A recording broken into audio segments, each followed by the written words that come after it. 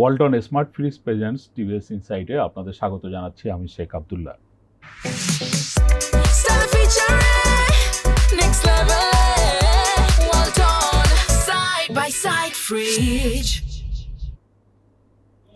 প্রিয় দর্শক, আমরা আজ কথা বলবো দেশের রপ্তানিকারক প্রতিষ্ঠানের জন্য নতুন ধরনের একটি ঋণ প্রোডাক্ট নিয়ে চিন্তা করছে বাংলাদেশ ব্যাংক, যেখানে অফশোর ব্যাংকিং ইউনিট থেকে ব্যাক টু ব্যাক এলসির বিপরীতে রপ্তানিকারক প্রতিষ্ঠানগুলো তাদের স্থানীয় খরচ মেটানোর জন্য ঋণ নিতে পারবে।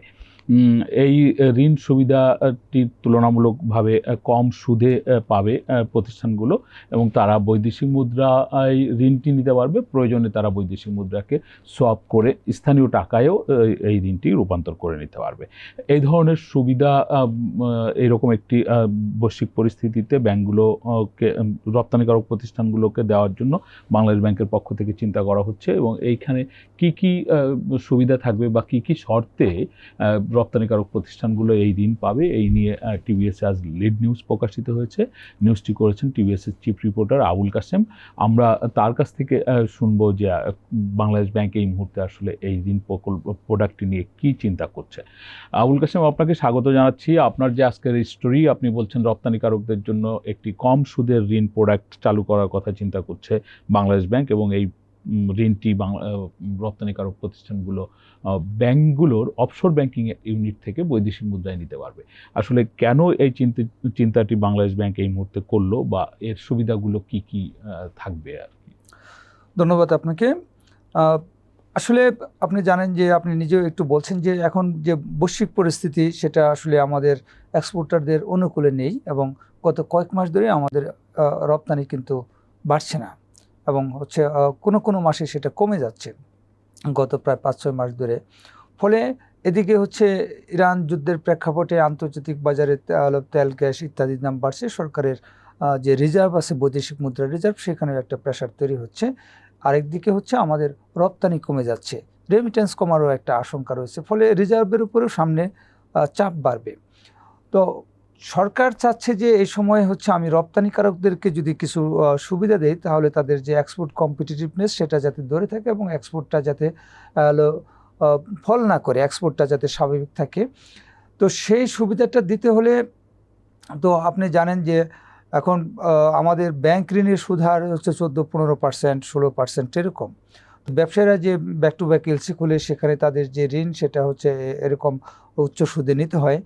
তো আগে যে ইডিএফ ফান্ড একটা ছিল $7 বিলিয়ন, সেটা তো IMF-এর শর্তের কারণে ওটা ছোটো করে $2.2 বিলিয়ন এখন নামাই আনতে হয়েছে। ফলে ইডিএফ থেকেও ব্যবসায়ীদের কম সুদে ঋণ দেওয়া যাচ্ছে না রপ্তানিকারকদের।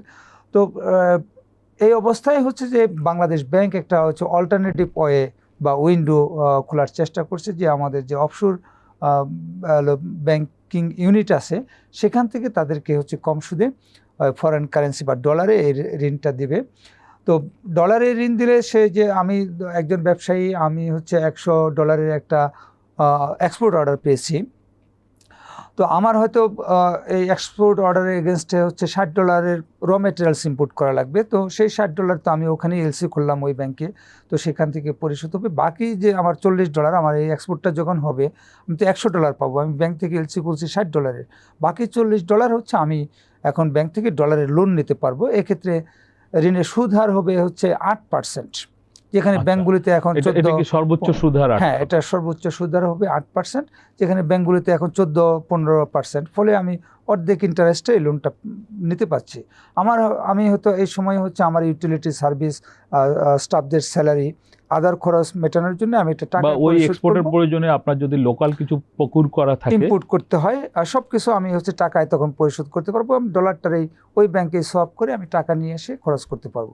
এখানে ব্যবসায়ী হচ্ছে বা রপ্তানিকারক একটা এই যে তার সে অর্ধেক ইন্টারেস্ট রেটে সেই লোন ফ্যাসিলিটিসটা পাচ্ছে, এই সুবিধাটা দিচ্ছে। প্রক্রিয়াটি কি এরকম যে সাধারণ যে মানে এডি ব্রাঞ্চ গুলো থেকেই তো এলসি করা হয়, এই ব্রাঞ্চ থেকে আসলে শিফট হয়ে অফশোর ব্যাংকিং ইউনিটে গিয়ে টাকাটা নেওয়া, এরকম যে একই ব্যাংক তাদের অফশোর ব্যাংকিং ইউনিটের মাধ্যমে তার নিজের গ্রাহককে এই সুবিধাগুলো দিতে হবে। আসলে আপনি বললেন যে তার যে এক্সপোর্ট অর্ডার থাকবে বা তার যে এলসি মূল্য তার 40%-এর কথা বললেন, সে না, loan আমি নিতে এটা ঠিক পার্সেন্ট বলিনি, আমি এটা বলছি যে একজন এক্সপোর্টার সে হয়তো $100 যদি সে এক্সপোর্ট অর্ডার তার কাছে থাকে, তাহলে সে র ম্যাটেরিয়ালস ইম্পোর্ট করার জন্য তো সে একটা এলসি খুলবে। হ্যাঁ, এই এলসি খোলার পরে অবশিষ্ট যে অ্যামাউন্ট, অবশিষ্ট যে এখানে আসলে নির্দিষ্ট কোনো পরিমাণ নেই। নির্দিষ্ট কোনো পরিমাণ না, সে যদি $60 র ম্যাটেরিয়ালস ইম্পোর্ট করার জন্য এলসি খুলে, তাহলে সে এই ব্যাংক থেকে $40 এক্সট্রা লোন নিতে পারবে। বা যদি সে $70 এলসি খুলে র ম্যাটেরিয়ালসের জন্য, তাহলে সে সর্বোচ্চ $30 লোন নিতে পারবে, এরকম। আপনি তো দেখেছি স্টোরির মধ্যে যে আপনি ব্যাংকারদের সঙ্গে কথা বলেছেন, ব্যবসায়ীদের সঙ্গেও কথা বলেছেন। ব্যবসায়ীরা আসলে এই উদ্যোগটিকে কিভাবে দেখছে, তা ওনারা কি বলছেন, ওনাদের জন্য কি ধরনের সুবিধা হবে?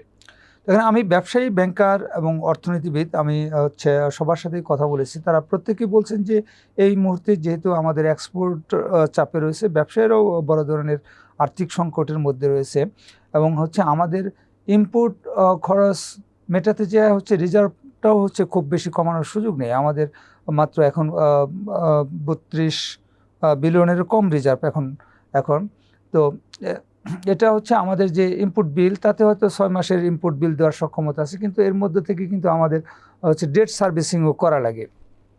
ফলে ইম্পোর্টের জন্য রিজার্ভটা হচ্ছে সেভ করে, মানে ব্যয় না করে যদি হচ্ছে অফশোর ব্যাংকিং থেকে দেওয়া যায়, সেটা ভালো। ব্যবসায়ীদের জন্য এটা একটা রিল্যাক্স। কিন্তু তারা কিছু হচ্ছে আশঙ্কার কথা বলেছেন এখানে। যেমন আপনি জানেন যে আমাদের টাকা অবমূল্যায়নের একটা হচ্ছে সম্ভব আশঙ্কা রয়েছে।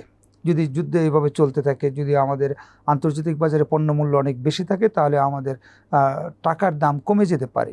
তো যেহেতু ব্যবসায়ীরা হচ্ছে এখন যে রেট, এক্সচেঞ্জ রেট, পরে যদি টাকার দাম আরও অনেক কমে যায়, তখন হয়তো ব্যবসায়ীদের ফিল হইতে পারে যে আমি তো তখন যে এক্সচেঞ্জ রেটে নিয়েছিলাম, এখন আমার বেশি এক্সচেঞ্জ রেট, ফলে 8% ইন্টারেস্ট হলেও আমার এখন বেশি টাকা দিতে হচ্ছে।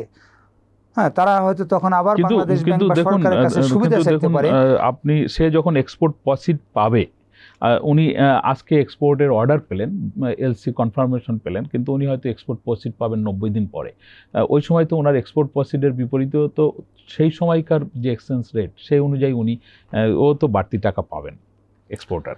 হ্যাঁ, এক্সপোর্টার বাড়তি টাকা পাবেন, কিন্তু ওই যে এক্সপোর্টারের, সেটাই যে এক্সপোর্টারের টাকা যদি হচ্ছে ব্যাংকেই চলে যায় তার ঋণের দায় বাবদ, তাহলে তার হচ্ছে যে তার ডলার একই গেলেও, ডলার সেম পরিমাণ গেলেও, কিন্তু টাকায় যখন সে হিসাব করবে, তখন তার হচ্ছে বেশি টাকা যাচ্ছে। তো এটা হলো যে অর্থনীতিবিদরা বলছেন যে তখন যাতে ব্যবসায়ীরা এই যে এই এক্সচেঞ্জ রেটের জন্য যে তার উপর যে একটা এডিশনাল পেমেন্ট প্রেশার, এটা যেন তার উপরেই থাকে, এটা যেন আবার সে সরকারের কাছে এক্সট্রা কোনো প্রণোদনা না চায়, এই বিষয়ে সতর্ক থাকতে হবে। তারপরে এই মুহূর্তে হচ্ছে ফরেন ডলার আমাদের জন্য অত্যন্ত মূল্যবান। এটা মানে আপনি $1 হচ্ছে 123 টাকা, কিন্তু এটা আসলে জাতীয়ভাবে দেখলে এটা 123 টাকার চেয়েও অনেক বেশি মূল্যবান একটা জিনিস। এটার যাতে কোনোভাবে মিস ইউজ না হয়, প্রকৃত রপ্তানিকারক তার প্রকৃত রপ্তানি অর্ডারের এগেনস্টেই যাতে এই ধরনের লোন নিতে পারে। অনেকে আমরা দেখছি বিভিন্ন সময় যে কাগজপত্রে রপ্তানি করে বাস্তবে রপ্তানি করে না, বা রপ্তানি করলেও তার এক্সপোর্ট পেমেন্টটা দেশে আসে না, এবং এক্সপোর্ট পেমেন্ট যদি দেশে না আসে, তাহলে কিন্তু ব্যাংক তার টাকা, সে যে ডলারটা লোন দিল, সেই ডলারটা সে ফেরত পাবে না। তো এখানে সবাই যাচাই বাছাই করে দিতে বলছেন অর্থনীতিবিদরা।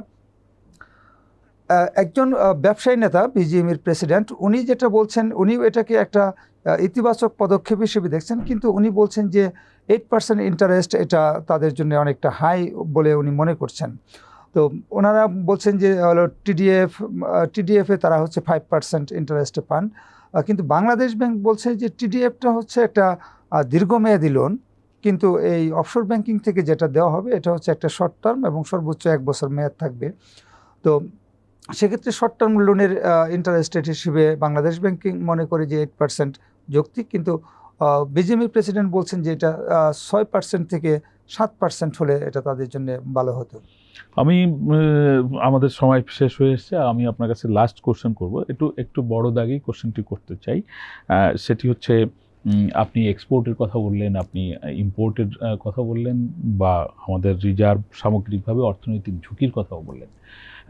আসলে বৈশ্বিক যে পরিস্থিতি তৈরি হয়েছে সেই পরিস্থিতিতে আমাদের মতন আমদানি নির্ভর বা বৈশ্বিক বাজারের উপরে নির্ভর দেশগুলো সবাই ঝুঁকির মধ্যে পড়েছে। বাংলাদেশের এই সময়কার আপনি যেরকম অর্থনীতিবিদদের বরাত দিয়ে বলছেন যে তারা এই মুহূর্তে ডলার বা রিজার্ভকে সাশ্রয় করা বা ধরে রাখার জন্য গুরুত্ব দিচ্ছে, সামগ্রিকভাবে বাংলাদেশের অর্থনৈতিক সংকটটি এখন কেমন? আর এই যে সুবিধাটি বাংলাদেশ ব্যাংক এক্সপোর্টারদের জন্য দিতে চাচ্ছে, এই সুবিধাটি কবে নাগাদ চালু হতে পারে? এই সুবিধাটি আমি বাংলাদেশ ব্যাংকের সাথে কথা বলেছি, এই সুবিধাটি এই মাসেই চালু হবে, তবে সেটা হচ্ছে 15 তারিখের পর হওয়ার সম্ভাবনা রয়েছে। কারণ আপনি জানেন যে সরকারের অর্থনৈতিক নীতি নির্ধারকরা সবাই, ইনক্লুডিং বাংলাদেশ ব্যাংকের গভর্নর, তারা হচ্ছে IMF-এর বোর্ড মিটিংয়ে ওয়াশিংটনে যাচ্ছেন এবং সেটা খুবই সিগনিফিক্যান্ট একটা মিটিং। তো ওই মিটিং শেষে ওনারা দেশে ফেরার পর হয়তো এই অর্ডারটা হবে, এটা আমাকে বাংলাদেশ ব্যাংকের কর্মকর্তারা জানিয়েছেন। আর ওভারঅল আমাদের যে অর্থনৈতিক সিচুয়েশন, এটা আসলে শুধু বাংলাদেশ না, বিশ্বের প্রায় সব দেশই হচ্ছে এখন এক দেশ আরেক দেশের সাথে কানেক্টেড এবং গ্লোবাল ইকোনমিক সিনারির উপরে ডিপেন্ডেন্ট। কিন্তু আমাদের যেটা হচ্ছে যে আমাদের যে স্ট্র্যাটেজিক প্রোডাক্টগুলি, আমরা হচ্ছে জ্বালানি পুরাটাই হচ্ছে আমদানি নির্ভর, ফার্টিলাইজার আমদানি নির্ভর এবং ইন্ডাস্ট্রি র ম্যাটেরিয়ালস আমাদের হচ্ছে ট্যানারি মানে চামড়া এবং হচ্ছে পাট এবং চা। এর বাইরে হচ্ছে আমাদের আসলে কোনো প্রোডাক্ট নেই। আমরা যাই করতে চাই আমাদের বিদেশ থেকে আমদানি করতে হয়। তো এই বিদেশ থেকে আমদানিটা, এটা হচ্ছে যুদ্ধ হোক, কোভিড হোক, নানান কারণে হচ্ছে বাধাগ্রস্ত হয়। তো তখন একটা অন্য দেশের উপরে যে ধরনের প্রভাব পড়ে হয়তো তার চেয়ে বেশি প্রভাব আমাদের উপরে পড়ে। কিন্তু এগুলি মোকাবেলা করেই আমাদের চলতে হবে। আমাদের সংকট আছে, আবার সম্ভাবনাও আছে। আপনি জানেন যে আজকে হচ্ছে ইরান এবং যুক্তরাষ্ট্রের মধ্যে একটা 15 দিনের সিজফায়ার ঘোষিত হয়েছে, যে তারা আগামী 15 দিন কোনো যুদ্ধ করবে না এবং হরমুজ প্রণালী দিয়ে স্বাভাবিকভাবে এই 15 দিন হচ্ছে শিপগুলি চলবে। এবং এই 15 দিনের মধ্যে হচ্ছে আগামী 10 তারিখ সম্ভবত, 10 তারিখ, হ্যাঁ আগামী 10 তারিখ হচ্ছে ইসলামাবাদে যুক্তরাষ্ট্র এবং ইরানের কর্মকর্তারা তারা হচ্ছে একটা স্থায়ী চুক্তির নেগোসিয়েশন করতে বসছেন। যদি এই 15 দিনের মধ্যে যদি একটা স্থায়ী দুই পক্ষ যদি একমত হয়, অথবা হয়তো কাছাকাছি পৌঁছালো, পুরাটা কমপ্লিট না হলে হয়তো এই 15 দিনে এটা আরও 15 দিন এক্সটেনশন হওয়ার পরে যদি একটা স্থায়ী চুক্তিতে পৌঁছে, তাহলে কিন্তু যে সাময়িক যে সংকট আমাদের মধ্যে তৈরি হয়েছে এটা ধীরে ধীরে কেটে যাবে। এটা আসলে সংকট, এটা হচ্ছে একটা, আপনি যদি অ্যাক্সিডেন্ট করলে হচ্ছে আপনার 5 সেকেন্ডে আপনার শরীরের যে ক্ষতি হয়ে যাবে, সেখান থেকে রিকভার করতে কিন্তু আপনার 1 মাস 2 মাস সময় লেগে যায় অনেক সময়। তো আমাদের ইকোনমিতেও যে এখন যে হলো রিজার্ভের উপর চাপ আসছে, আমাদের ইনভেস্টমেন্ট নাই, কর্মসংস্থান নাই, রেভিনিউ নাই, হ্যাঁ, কিন্তু সরকারের সাবসিডি বার্ডেন আছে, সরকার নির্বাচনী প্রতিশ্রুতি পূরণের চাপ আছে। এগুলি আসলে করতে হলে আমার মনে হয় যে আগামী অর্থ বছরটাও যে বাজেট সামনে আসছে, সেখানেও আমরা স্বাভাবিক অর্থনীতি হয়তো পুরোপুরি পাবো না, কিন্তু যুদ্ধটা যদি থেমে যায় আস্তে আস্তে আমরা স্বাভাবিকের দিকে যাব।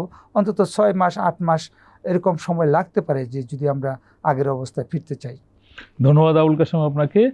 প্রিয় দর্শক, আমরা আবুল কাশেমের খুব শেষ বক্তব্যের দিকে গিয়ে উনি বললেন যে আমাদের অনেক কিছু নেই, আবার অনেকগুলো চাপ আছে, এইগুলো মোকাবেলা করেই আমাদের এগিয়ে যেতে হবে। এবং উনি একটা সম্ভাব্য ধারণা করেন যে আগামীতে 6 থেকে 8 মাস যদি স্বাভাবিক পরিস্থিতি থাকে, তাহলে অর্থনীতি হয়তো স্বাভাবিক একটি পরিস্থিতির দিকে আসতে পারে। আমাদের প্রত্যাশা সরকার এমন সব নীতি উদ্যোগ নেবে যা দিয়ে ব্যবসা উৎসাহিত হবে, কর্মসংস্থান সৃষ্টি হবে বা আমাদের রাজস্ব বৃদ্ধি পাবে, পাশাপাশি আমাদের যে সমস্ত অর্থনৈতিক চাপগুলো তৈরি হয়েছে সেগুলো আস্তে আস্তে কেটে যাবে, সেটি আমাদের প্রত্যাশা। আমাদের আলোচনা আপনাদের ভালো লাগলে আপনারা শেয়ার করবেন, লাইক করবেন, টিভিএস এর সঙ্গে থাকবেন। সকলকে ধন্যবাদ।